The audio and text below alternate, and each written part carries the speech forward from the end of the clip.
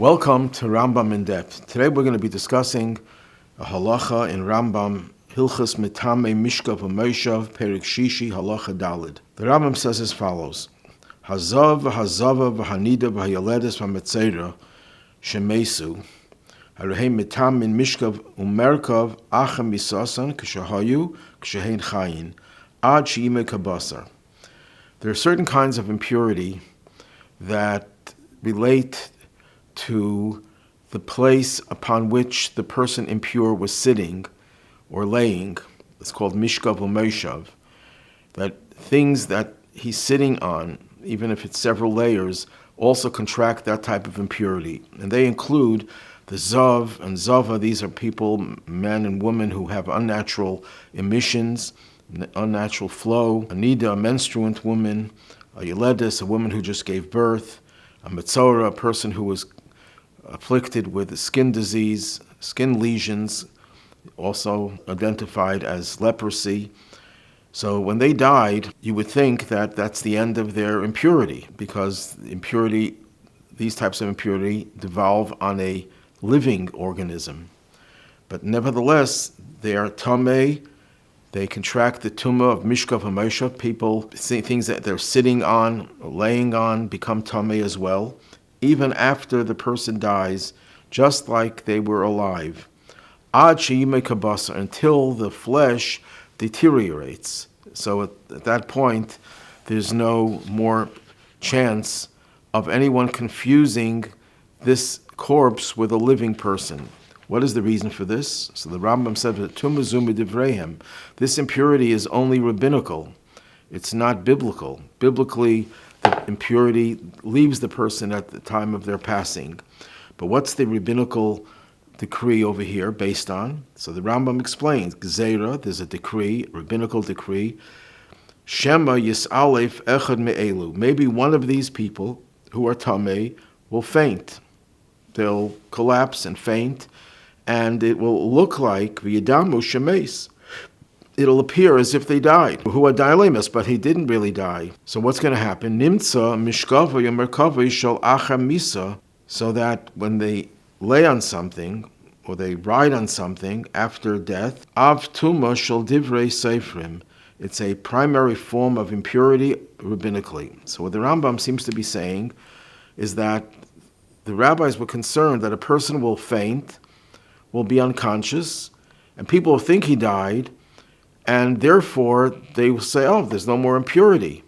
So the rabbi says, no, even if the person died, there's still impurity. So therefore, when a person faints, they're not going to say the person is not impure. That's the Rambam's explanation, that it's a fear that people will not realize that the person is really alive. Rashi, however, according to the Tiferes Yisrael, the commentary on the Mishnah, who infers from Rashi's words, the Rashi does not accept the Rambam's explanation of what the gzeira is. According to Rashi, there's not a gzeira that people will confuse a living person for a dead person. That's not tenable. What it is, rather, the person will confuse the halacha. They'll think that just like a dead person doesn't contract impurity anymore, so too a person who is as close to death as you can imagine, a person who's totally unconscious in a coma, that they too are no longer tamei. Person will think that that's the halacha, not because they think that they're really dead, but they think that's the halacha.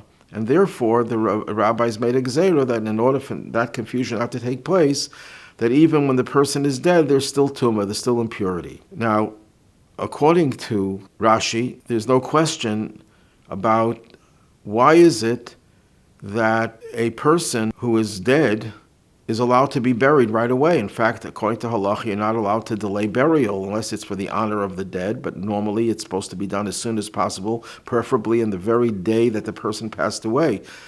But if people make a mistake and they think that a living person is dead, then we shouldn't be allowed to bury people. So that according to the Rashi, that's not a question. But according to the Rambam, that would be a question. If the Rambam says that there's a genuine fear that people will think a living person who's unconscious is dead, then it's possible that people will take a living body, which seems to be lifeless, and bury it while it's still alive. In fact, There was a time when the government didn't allow you to bury the dead for a few days, and there was a very big upheaval amongst the Jewish people, and the response that the rabbis had to it, that, the halacha says you have to bury the person right away, as soon as possible. But why, if there's a danger of confusion? Rashi doesn't have that problem, because according to Rashi, there's no confusion. In fact, the confusion is in halacha. The Aruch LaNer, in his commentary on Tractate Nida, defends the Rambam, and he says as follows, that the people who are involved in the burial of the dead obviously know how to identify a living person and separate a living person from a dead person. They know that the person is definitely dead based on the signs of death, which is interesting because nowadays with brain death, it's not so clear that people could identify death. Even the sages, the rabbis, contemporary halachic authorities argue about the definition of death. But be that as it may, the people who are involved in the burial of the person and identifying the person as a dead person, they are not going to be confused. That's not a problem. The problem is that other people who are not involved in the burial and the processing of the body, and they see someone who seems to be dead, appears to be dead, they are going to think that the person is dead. And therefore, the problem is with them, and therefore they'll say that the person is no longer in the state of impurity to contract, to bring the impurity to someone who's underneath the person who's riding, or things that are underneath the person who's riding or laying down. And therefore, the rabbis felt that they had to make this gezerah that said that the person who is dead still has impurity attached to him or her.